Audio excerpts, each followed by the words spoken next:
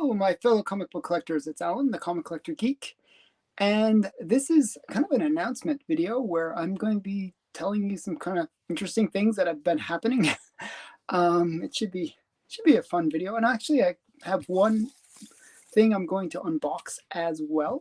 So you get to see whatever's in this box, mystery box. So yeah, I'll let people sort of arrive before I say too much. But yeah, so next weekend, not this weekend, but next weekend is Toronto Fan Expo. Hi, hi, Stephen. So Toronto Fan Expo is next weekend, and I actually bought tickets for it because I thought, oh, I got to go. It's the big thing, the big event for comics in Canada, and then I thought, hey, what if I applied for a media pass? And I didn't think I would get the media pass because my channel's kind of small, but I tried to make it sound cool when I applied for the media pass. So they accepted. And basically, I get to go to the Fan Expo for free, which is always cool. But I've already paid, so it's not for free anyways. But yeah, I would have gone for free if I didn't buy tickets already. But yeah, so I get to go for free, and it's a 4-day pass. I bought only a 1-day pass though. But I'm only going to go on Sunday because I was trying to go longer, but I just couldn't swing it with the amount of work that I have to do. So I'm only going to go on Sunday. But if you are in the Toronto area and you want to meet, you can reach out to me on Instagram and say, hey, I'm going to, come to Fan Expo on Sunday and we can meet up. So that's basically it. So I'm going to be going to Toronto Fan Expo for the Toronto Convention. I got a media pass, so I'm actually going to be conducting interviews with the different attendees, probably some of the celebrities, and I'll see who I can sneak in and get a cool interview with. They actually, because I have the media pass, I told them that I was open to doing interviews prior to the event. So they're very keen to do that. So I'm actually going to be doing some interviews prior to the event. The first one that actually I'm going to air, and I've already done, is with Bill Morrison, which will happen tomorrow. So that'll be the first of these kind of exclusive interviews that I did. And it's actually one that is really important. It's one of those ones where I'm breaking some pretty major news on this channel in the interview that's happening tomorrow. So Kenneth, hi. So yeah, so the interview that I'm doing with Bill Morrison, I'm actually going to reveal a secret that has been long speculated on, and it's going to be revealed in tomorrow's video, which is going to be really cool. I'm just I was surprised when he answered the question. I was really surprised. So you're going to see that in tomorrow's interview. It's actually kind of a big secret, but it was revealed. So it's going to be in my video tomorrow with Bill Morrison. He's the guy that was one of the co-founders of Bongo Comics, which, if you're not familiar with, Bongo Comics were the ones that printed all the Simpsons related comics and Futurama and stuff like that. Really great series of comics. So yeah, so I'll be interviewing him tomorrow, or not interviewing him tomorrow, but it'll go live tomorrow. And next week I'll be interviewing Joe Quesada, and that should be interesting. I'll be airing that probably on Saturday of next week. I haven't figured out if I'm going to air it on Thursday or on Saturday, but we'll see about that. But I'm going to be interviewing some of the celebrities as well, like the TV and movie celebrities. So that will be fun. I'm not sure how I'm going to work this all in because I also want to go hunting while I'm at the Toronto Convention, and I want to really just film it all and get as much content for you guys as possible. So it should be me going crazy. Actually, the way I got the media pass, I said I had a film crew, which is my kids. my kids are my film crew.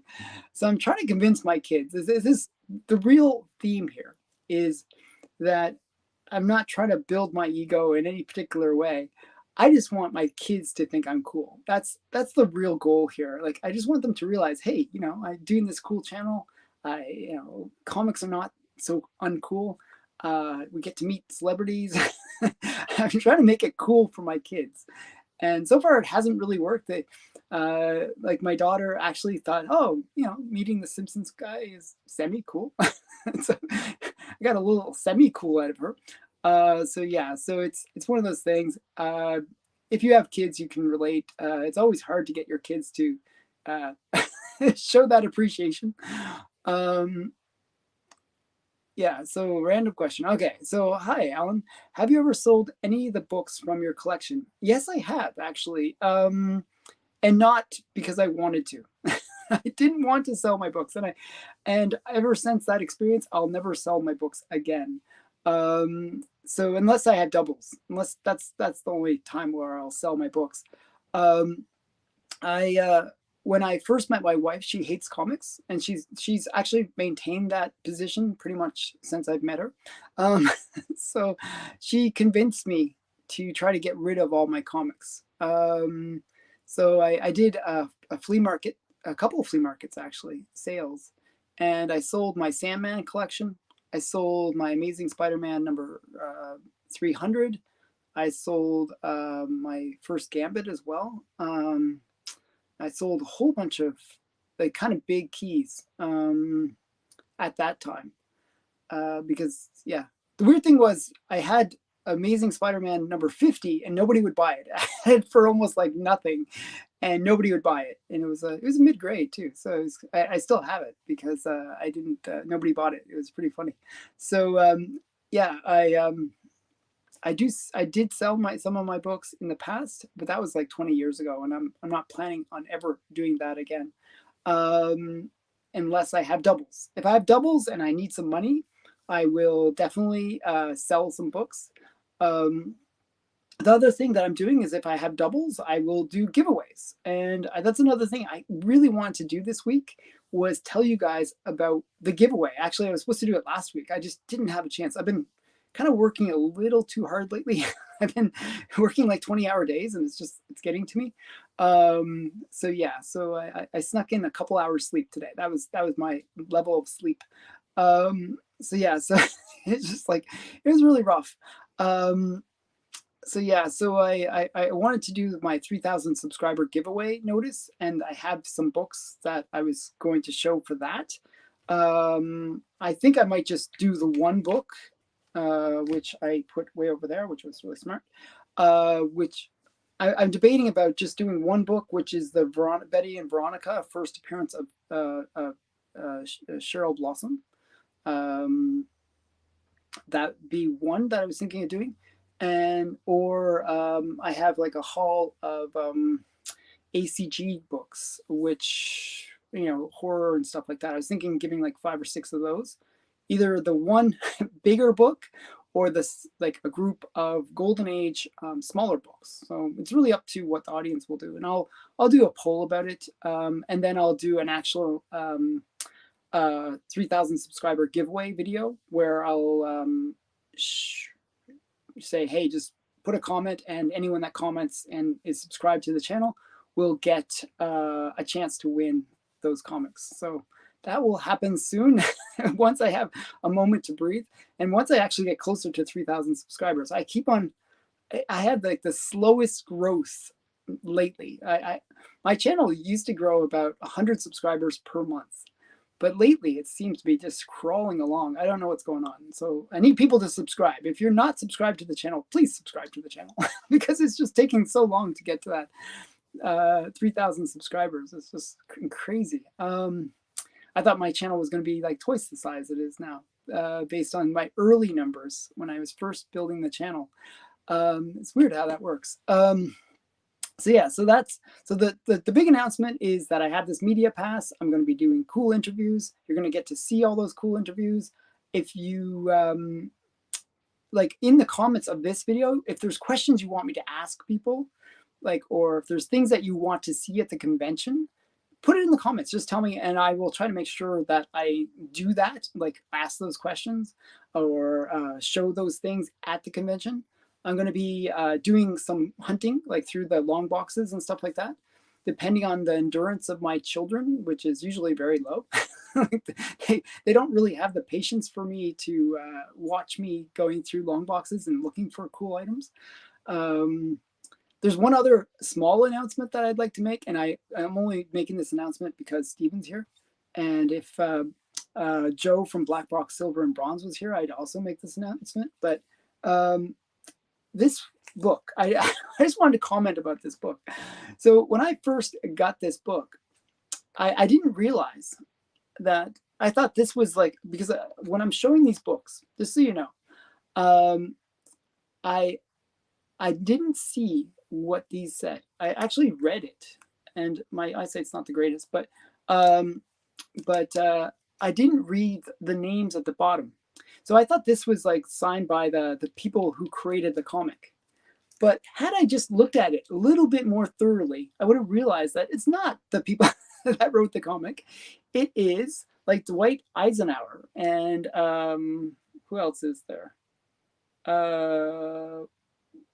William Leakey, and it's Douglas MacArthur. It's like all like the heads of the military. So I felt really dumb because afterwards people commented and said, "Hey, you're an idiot." I'm like, yes, I am an idiot. So it's not the people that created the comic. It is people that were involved with the war effort. And this was just basically a letter that they wanted people to know about the war effort and encouraging people to support the troops, basically. So yeah, I just wanted to clarify that. I always like to make any corrections that I can because I don't want people to go away with false information. That's one of the big things for me. I'm humble enough that I will correct myself and not live with my stupidity forever. So I just wanted to announce that.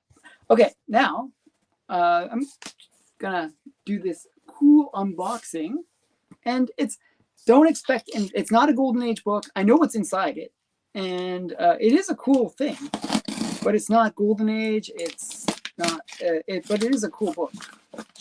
It's a modern book, and okay, I'll show you what's inside. So it should be a good one. You'll hopefully like it. So it's just the one book. It's not super valuable. It's not like $1 billion book or anything like that. It's more of just a nice one. I just one of the things with me is I'm actually a big fan of Star Wars, and I'm also a big fan of good girl art. And this is a little bit of both. A little bit, not too much of the good girl, but I kind of like J. Scott Campbell. And this is a J. Scott Campbell. Let's see if I can show it well. Maybe I'll take it out of the plastic. I'll show a bit better.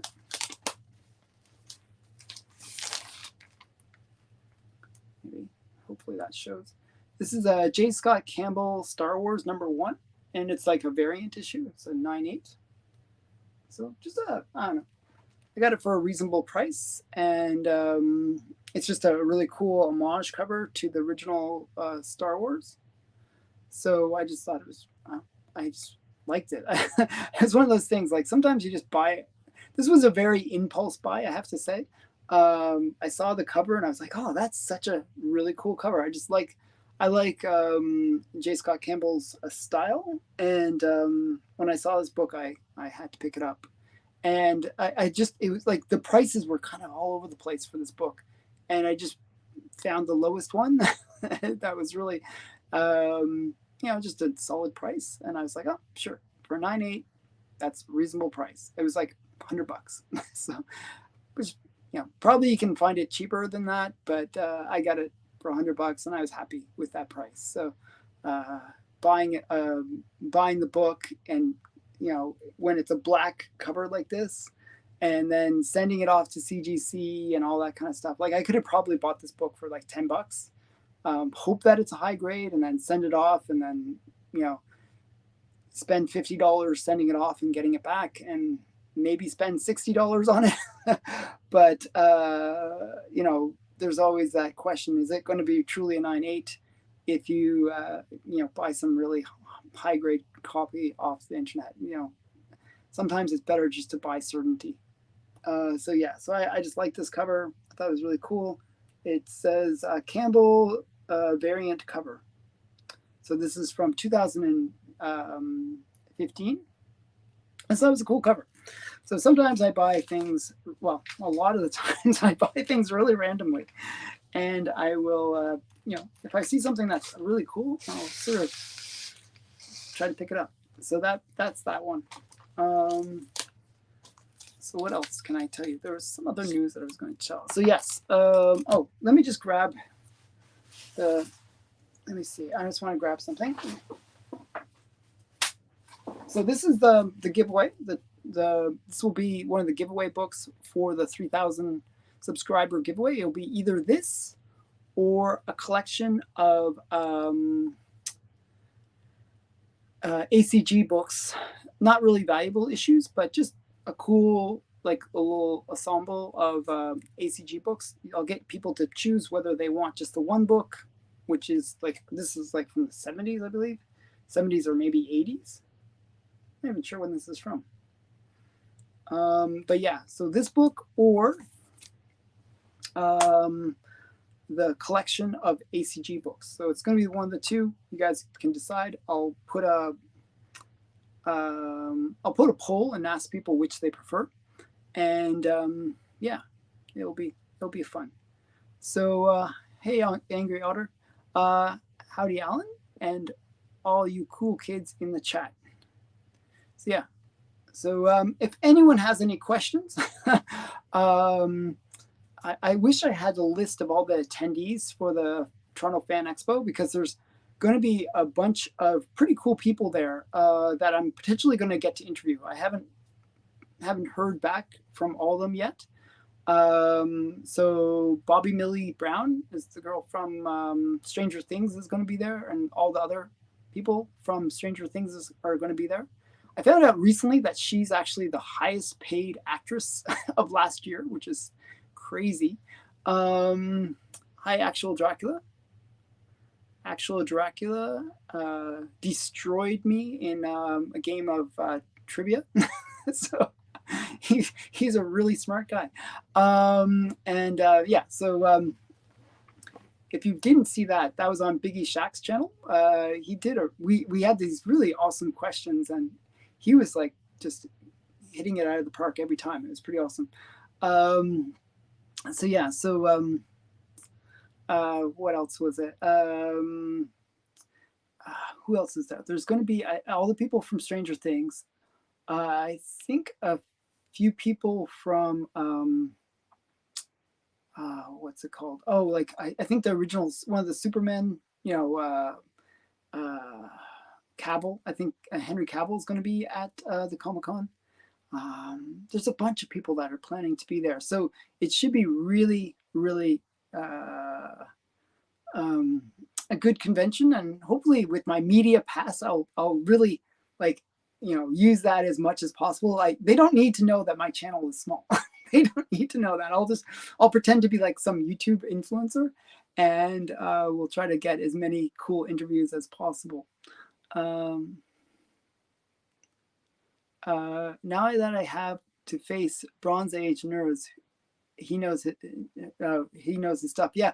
So that's round 2, I guess, is coming up this weekend, I believe, for Actual Dracula. Oh, are you going to be at Fan Expo? I'm going to be there Sunday. So if you're there Sunday, we can meet up, and I can say hi. So yeah. So oh no, you're going to be there Saturday. Okay, well, I'll be there Sunday. So that's the day that I get to go. I always try to, with Fan Expo, I always just try to go at least one day. And I always prefer to go on the Sundays, because what happens is I find at the end of Sunday, like as they wind down, you get incredible deals at Fan Expo. I'm actually going to be bringing with me to Fan Expo a bunch of my extra copies of Golden Age stuff, and and just see if I can pawn it off and get some spending money for the convention, and then use that to get some cool books. So oh, okay, you'll be there Sunday too. Oh, Saturday is the quiz, and you'll be at the convention on Sunday. Oh, that's great. So we can meet up. So I'll send I'll send you on IG my my phone number. I'll have my cell phone with me, so you can call me and we can meet up at the convention. That'd be cool. Hey, Joe, I was talking about you. I mentioned you kept on torturing me, Joe, about this book. I mentioned that I was an idiot, and I made a correction about this book. So now you can't torture me anymore. I realized that I made a mistake. So I make mistakes a lot on this channel, and everyone always gets after me. It's like, you made a mistake. I take it all in stride. Hey, Epoch. By the way, everyone should go to Epoch's channel. I really enjoy your entertainment news, Epoch. Very useful. So yeah, definitely check out his channel. That's my comic book shout out for this video.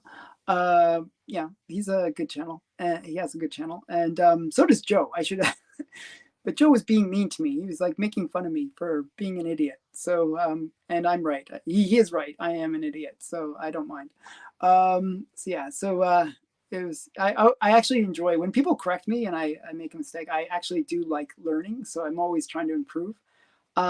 With me, I come from a science background. And one of the things in science is that people like to be proven false. It sounds weird, but if you're a true scientist, nothing's ever proven. There's no like, oh, definitive, this is the way it is. And, it's actually about redoing the same experiment over and over again to try to prove that it was wrong. And no, you never called me an idiot. I called myself an idiot. So don't worry. I'm not saying that you did. You're actually very nice about it, but I could tell you were kind of poking me a bit. So I could tell. Like don't worry about that. Don't worry. I call myself an idiot. So it's okay. So yeah. So but in science, it's one of those things where you you actually want to learn and you want to be closer to the truth, and the way you do that is through falsibility. And it's just a thing. So I was a physics major. Can you believe that? I was a physics major in university. I was a terrible student. I partied more than I did physics, but I did do physics as my subject. I ended up never really using it. I used it for 1 week. I had 1 week where I worked as a physicist, but I hated it. I didn't do so well at it. So I didn't do that job. I ended up starting my own business later on. So that was much better. That was much better for me. I'm much better at being an entrepreneur than I am at being a physicist. It also came from I also came from a science background, and Seek the Truth also majored in physics. Oh my goodness. But okay, just, yeah, don't even get there with physics. I was only good at classical mechanics in physics. I hated thermodynamics. I hated, I didn't really get them. A lot of the courses, like quantum mechanics, so. There was a bunch that I had to do, and I was just like, oh man. After a while, it becomes so theoretical that you don't really understand what you're actually studying. It's very hard to explain. That's why I like classical mechanics, because it's much more tangible. So yeah, so my physics background, oh man, that's like going back many years, and I pretty much forced myself to forget as much as I can. I did like the classical mechanics. I like the idea of you can, use the formulas to basically, or actually you can kind of create your own formulas, and you can kind of create mathematical equations to basically describe some real life phenomena. That's why I like classical mechanics. I thought that was really cool. So I was very good at that. I did really well in that actually, but other things not so much. I was sort of a C plus student, so I wasn't an amazing physicist or anything like that. So Albert Einstein doesn't have to worry about me destroying his legacy. So don't worry about that. Um, but yeah, what else? So yeah, so I'm kind of excited that the Fan Expo is coming up. It's going to be on the 24th. So if you are in the Toronto area, definitely go to the Fan Expo because it's huge. Like it is not quite as big as like San Diego Comic Con or what's the other big one? There's like a few big ones in the U.S., but this would be, I would say, like third biggest in North America. Um, it's usually two buildings. One is like the South building where they will have like all the booths, like convention booths, and they'll have like a top level which is all like cosplay stuff, and then they'll have a whole other section which is devoted to signings and meeting the celebrities, and they whole section there. And then there'll be other booths there. It's quite a big convention, and usually it's really packed. It's like just wall to wall people, which is always interesting, especially when you're trying to film with your cell phone. It's like it's like getting pushed and trying to film. It'll be fun. So I'm gonna try my best to take lots of video when I'm there, and meet up any of the people that watch this channel. So definitely, if you're in the area, also you can mention that in the comments for this video or in the chat right now, if you're going to be there, and I will try to meet up with people. I'd like to meet people that watch my channel. So because I figure if I meet people that watch this channel, they generally, anyone that watches this channel have the same interests in comics. So it's like, hey, can geek out on comics. That's always fun. Yeah, so see, actual Dracula agrees. There's a lot of people that go to these conventions. I actually went to the one that was right after when they first opened it up after COVID, and it was not quite as good. It was a little bit weird. They really limited the crowd, and it wasn't as good. But I think now, the gloves are off basically, and they're going to go wild, and it's going to just be packed with people. And it's really interesting because you get these people that are cosplayers, and they're wearing these massive costumes. And it's always just it's a bit of a slugfest in that respect. It's just craziness, but it's always fun. People are really nice there. If you can find one book on your wish list at the expo, which one would you hope for? Actually, it's a really weird one that I'm actually focusing on.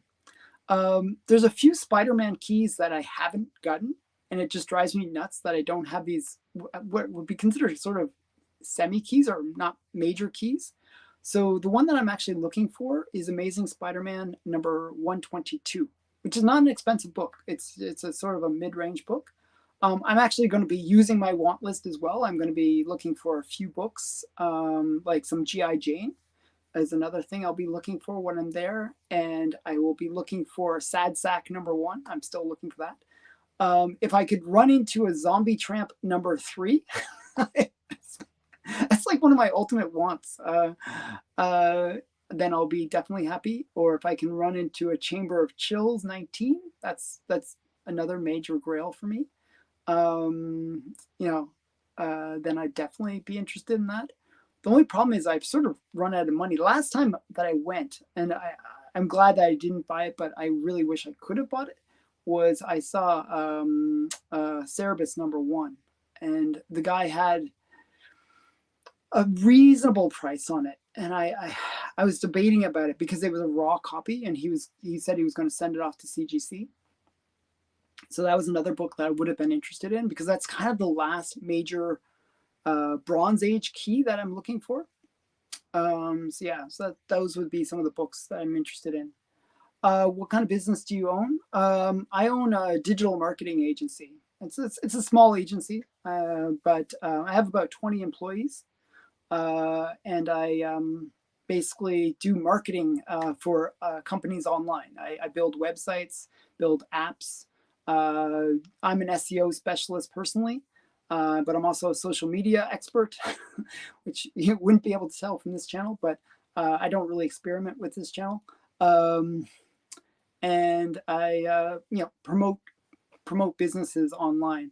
One of the things that I always claim, well, and it's true claim, but is I've created billions of dollars worth of business for the companies that I've marketed over the years. But it's not such a big claim when you say billions, because I've been marketing for over 20 some odd years, 25 years now, 25 years, and I've marketed over 3,000 businesses. So when you're dealing with that kind of volume of businesses, it's not such a big deal to say, oh, I've generated billions of dollars worth of business. Well, it's not such a big deal, but it sounds cool. It sounds cool when you say it, but it's not that big of a deal in the scale. But that's my claim to fame. I'm sort of known as the SEO guru, and I do a lot of marketing for businesses. I've marketed more businesses than most people in the industry have ever even thought of, just because the way I run my business is very interesting. It's more of a business where I work with other companies that resell my services. They usually double or triple my prices, but I just do the work. I don't have to deal with client management, and I just do the work, and they sell that to their clients, and that's how my business runs. So generally, that's what I do. I do a lot of marketing, and it's just been really hectic lately. I've been doing a lot of work and hustling to try to get more business. Because I have to, one of the things is like, with my business, and this is like probably anyone that does business can relate to this. There was during COVID, I lost 50% of my business overnight. And I've been trying to get back to where I was before COVID, because I want to get back to where I have lots of money and I can buy more cool comics. I just have so many expenses too. I want to get back to that stage, and I'm really like doing things right now to really build my business. So I've been working kind of long hours as a result, like 20-hour days just for the last couple of weeks. It's been kind of draining me a bit. It is what it is.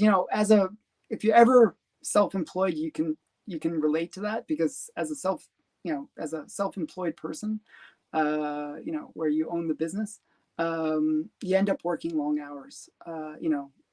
I'd always talk to other business owners, and we'd always like talk about who worked the most hours this week. And it's like, I worked 115 hours. I worked 120. It's like everyone works crazy hours. So entrepreneurs, it's a brutal lifestyle, but it's one that I've been doing for the last 20 some odd years. So I enjoy it in my own way. It can be very tiring though.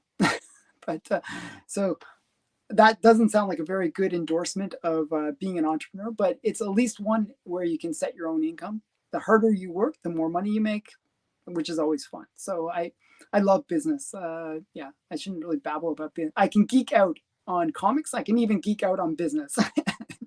So it's a weird thing. So what's on the comic rack? Another great channel, by the way. My father owned his own business, and I only have 3 days off, and only have 3 days off a year. That's actually nice. I mean, I'd love to have 3 days off a year. I really never have a day off. Even on Christmas, I've helped clients like deal with legal issues and with sites being hacked, with just craziness. Like, I've never had a day off since working. Even when I had my concussion, I had to work. I had to, I couldn't take downtime. So even even when I go to these conventions, I'll have my cell phone. My clients will always be contacting me, asking me for stuff. It's like, I just never have a day off. It just doesn't work that way. I wish, but I can relate. 3 days off. That like that's truly the way it was. That the way it is with a lot of entrepreneurs. They just don't get much time off. Thank you, by the way, Fred. I will try to have a good day. So it's not this Sunday; it's next Sunday. So just so you know. Okay. FYI, there was a lot of Wink and Twitter posted on my comic shop tonight. Nice GGA. Yeah, good girl art. For those who don't know, Wink and Twitter are and Titter are really great magazines. They featured Peter Driven art and just really great stuff. I actually have a ton of it. If you guys want to see, do you guys want to see some good girl pinup art from Twitter? Wink and Titter. It's such a crazy name. I always feel weird saying it. So yeah, if you want to see that, just tell me in the chat and I'll grab some. I can show you some. Part of the reason I chose the career I did is more time off. Yeah, I mean, sometimes I feel like, oh, I wish I was a 9-to-5er and just had that sort of set life. Because nobody ever appreciates when you're as a business owner, you say, when are you going to get a real job? It's like that's what people always tell me. It's like the funniest thing. So I'm going to grab I think it's this box. One second.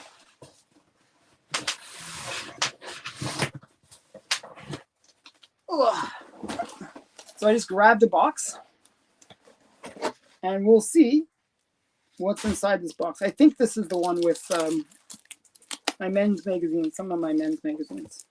Oh yeah, so this is an example of a really great pinup cover. I'm not sure if you can see that.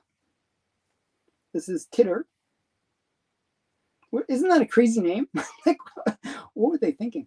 So yeah, I'm not sure. Maybe it meant something different. This is from the 40s. Maybe it meant something different back then, but I don't know. It sounds very suggestive. One sec. I want to show another series of magazines that actually had some really cool stuff with these Real Action or A Man's World and stuff like that.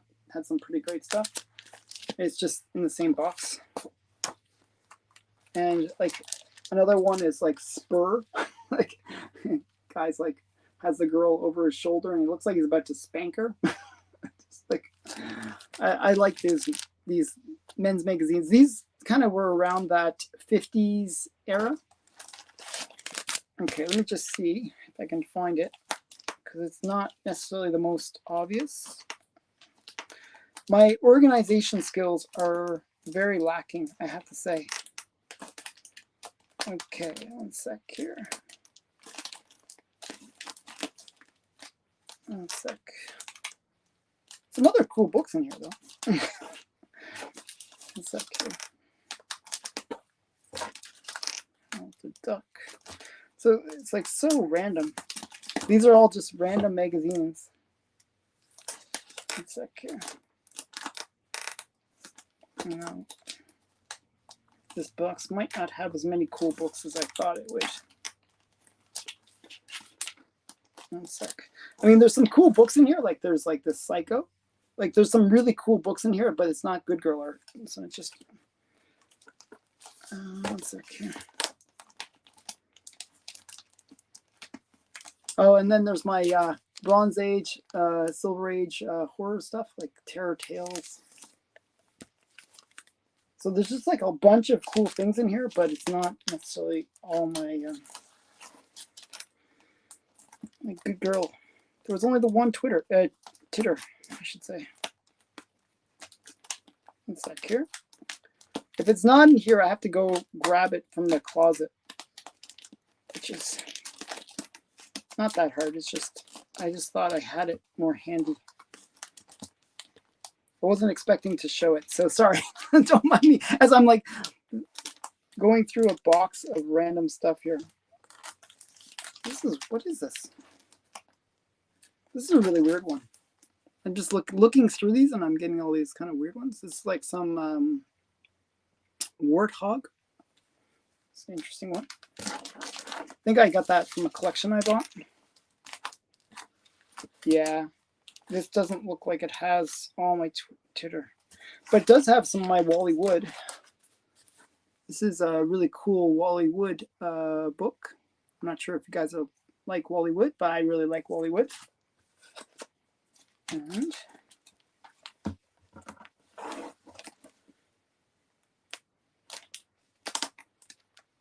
yeah, I'll go grab it. I'll go. It's in the back. It's in the closet. I'll just grab it from the closet.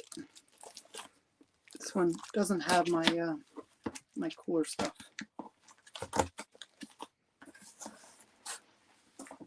Okay, one sec here.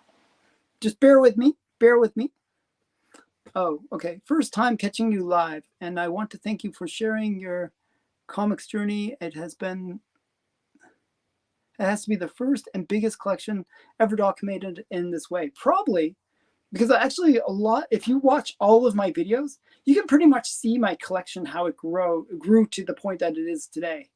You didn't get to see my collection from the early 90s, but you get to see how really I got into Golden Age, which is if you watch all my videos. You have to watch them all.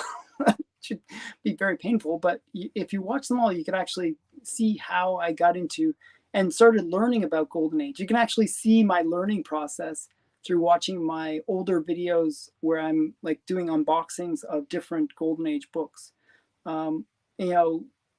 Every so often I check my own videos where I go back and see some old unboxing that I did, and I can really see that, oh geez, I wish I had known a little bit more back then. There was a major learning curve that I had gone through over the last 5 years with buying Golden Age. So sometimes watching my old videos, you can really learn a lot. Okay, one sec here.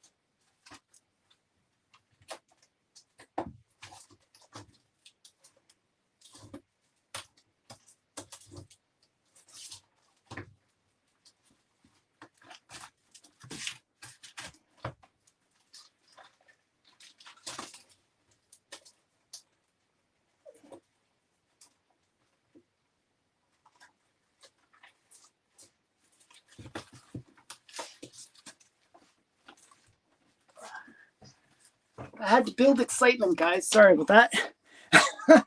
It's going to be worth it. It's going to be worth that wait that you had to do there. Sorry for the pause and the build up.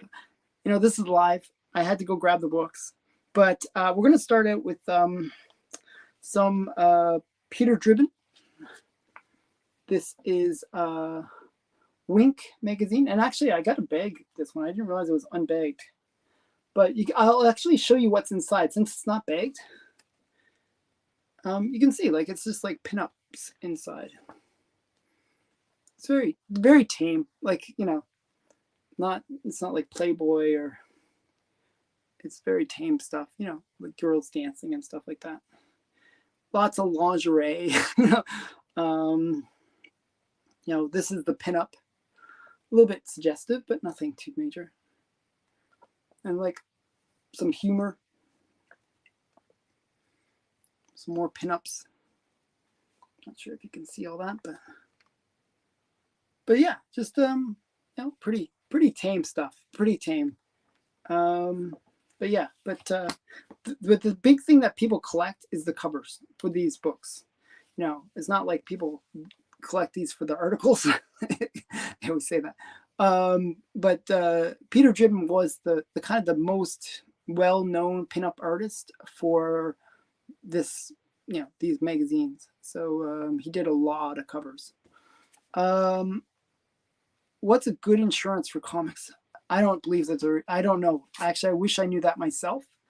I use my home insurance as a way to protect my comics, and that is very, very limited, to tell you the truth. I was kind of disappointed. I actually talked to my insurance broker, and basically what they told me was that if I needed insurance for everything, they would insure it, but it would be around $50,000 to $100,000 per year to insure, just for the insurance. That's just too much. I can't afford that much of an expense just to insure my comics. So it's one of those things that's kind of brutal. Like, I wish there was a better way to insure comics. So this is Beauty Parade, another one that I need to bag. I actually didn't realize I had so many that were unbagged. This one's a little bit more suggestive, a little bit more. She's kind of taking off her top there. But as I said, no nudity. It would be just like these kind of lingerie kind of stuff. Kind of fun. I don't know. I like these little pinups and stuff. So kind of fun. There's something about it, like, in a weird way. I know that there's something innocent in a weird way about 50s pinups. I'll show you what I mean. I don't know. Like, for example, like here, this woman is taking off her top, or her bra. Like, can you see that? Or wait, here, this way. But like, obviously they're like almost like the way burlesque is. Burlesque is not about nudity. It's about kind of hinting at nudity. And that's what this is. It's kind of like that, suggestive, but in a way innocent. It's very interesting, I find. And just like lots of really great pinups in these books. But the covers are what really sells it for me. I really like the covers, and these are all Peter Driven. I collect him specifically as an artist. And this is Beauty Parade, another one that he did. And some more Titter. I keep on saying Twitter. I mean Titter. Just a interesting one. And then we got some more Titter. So nice, a lot of the time they're bending over or with fishnets, like the typical like pinup style. Or something like where, like, as I said, like a lot of like the stockings were very popular.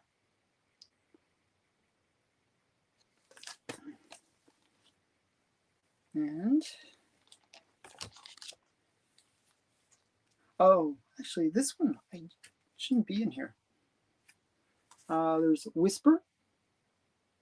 This is an infinity cover. Actually, I shouldn't put this in here. I gotta change where this is located. I have a box for all my infinity covers, so I'm going to put that with that.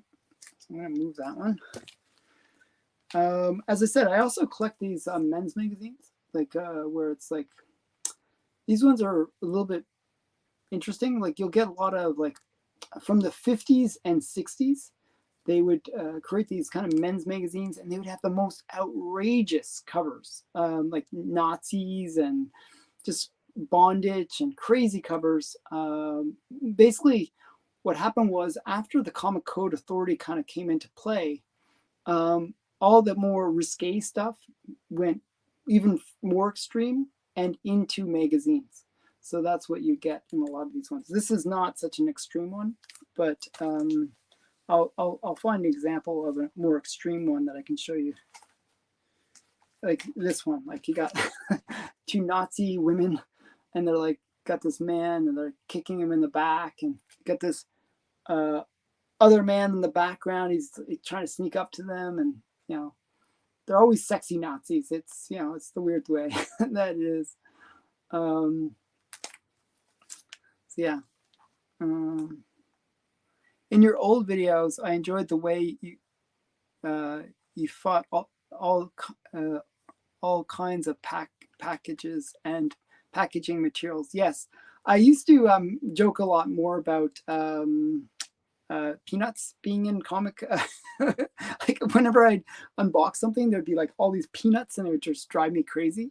Fortunately, I found them not using peanuts as much lately, so that's been good. I really don't like peanuts. Here's another cool one, another men's magazine. This is True Men, another bondage cover. Girls kind of trying to get away, I think. One of the more interesting ones that I picked up is a nugget. This is actually similar to Playboy. However, the interesting thing about this book is it features the artwork of Matt Baker. So this is nugget number 1, and it actually has some artwork done by Matt Baker. So just sort of one of these hidden gems. It's a nugget, I guess, hidden nuggets. I don't know. But it's sort of like a Playboy competitor. And it has some cool artwork in it. So just a really interesting one. And like, here's some more, as I said, lots of Nazis. Like, I don't know, this is True Men. And they would have like these kind of Nazi covers. And here's another one, another Nazi cover, like hooded. He's like hooded. He's going to get hung or something. You see the guy in the background. He's hanging. You know, as I said, they were much more sadistic. They would really they'd show the evils of the Nazis a lot. So this is Rugged Men. There was always the good Americans fighting the evil Nazis, which is kind of cool. And then inside of these, mixed in with all these adult books, I have some really interesting ones that are just really odd. So we got just mixed in. I don't know why these were mixed in. This one was hot for a little while. This is actually the first appearance of Day of the Triffids in comics, kind of. Well, this is a magazine, but this is from Charlton. And this is Unknown Worlds of Science Fiction, number 1, I believe. Yeah, number 1. And it's the first appearance of Day of the Triffids, which is a cool movie. And then we got Mad. This is Mad number 49. This is actually a key issue. Not many people would know this, but this is the first time that the creature from the Black Lagoon appeared in comics, was in Mad magazine. So he later made a cover appearance and real true comic appearance in Archie, or Jughead, I should say. But this is an earlier appearance, is in Mad magazine. So that's an interesting one. I don't know why these are all mixed in. It is what it is. My organization skills sometimes are lacking. I don't know what's going on with my organization skills. But this is another one that was mixed in there. This is Liberty, and it's Liberty number, as there's no number, it's from September of 1937. And this is actually the very first appearance of Ed, the talking horse. If you ever want to get the first Ed, the talking horse appearance, well, it's in this magazine, Liberty, from 1937. Just a kind of a quirky first appearance. Not an expensive book, actually. You can pick this up for like $20. But just, cool. Ed the talking horse was, I don't know, I thought he was always cool. And this is where he made his first appearance. What else is in here? And then we got, what's his name? Apocalypse. Yeah, this is another magazine which features the very first appearance of Apocalypse. This is the first comic appearance of Apocalypse, which is in, that's not him on the cover. That's, is it Colossus, or what's his name? Somebody will tell me. Living Monolith. The Living Monolith. Mr. Ed, yeah. Mr. Ed, yes, Mr. Ed. So this is Mr. Ed, the talking horse. Ed, the talking horse, sorry. Mr. Ed. Yeah, that's what I mean. Okay, so when I said, see, this is what I say. I always mess up things. I always say the wrong thing. Mr. Ed, the talking horse. Yeah, Ed, the talking horse. Mr. Ed, yes. Yeah. I can always imagine him, actually, whenever I think of horses. I always think of Ed. Because he's like, just the way his mouth moves, I don't know. something. Yeah, I think they would put like sugar or something in his mouth to have him chewing, so he looked like he was talking. But yeah, this is the first appearance of Apocalypse in comics. Not many people know that, so, but it's an interesting one. So these are just some of the random books that were in my closet back behind me. Actually, it's really poorly organized. I have to actually organize a bit better. But right now, it's just like a big stack of magazines, like literally stacked up. Not the best way to store things, by the way. I really do need to go back there and sort it all out, but I haven't had a chance to do that. I've been working too much. My comic room is actually really, really messy right now, to tell you the truth. You don't see the level of mess that's all around me. So yeah, so I really need to get organized. So yeah, so those are some of the cool books that I have. I'm gonna have to go. I didn't expect the video to go this long, but I do appreciate everyone for hanging out with me for the last little while. If you are at the Toronto Fan Expo, please make sure to, connect with me and, say hi. And what else was I going to say? Check out tomorrow's video with Bill Morrison. That's going to be a really awesome video. As I said, I reveal some pretty major things in that video. Well, he does. It's not me. He reveals something that's kind of major. Something that's I thought was really interesting to have the final answer on. So yeah, so that's tomorrow's video. That should be a good one. And getting started organizing is the hardest thing. Yeah, hardest thing to organize. Getting started is the hardest thing. Yeah. So I never can get started. I was doing pretty good. I actually organized like 5 boxes yesterday. I was quite keen and being happy with myself, but I sacrificed a few hours sleep as a result. So not a good way of doing it. So yeah. So thanks again, everyone, for watching, and bye for now.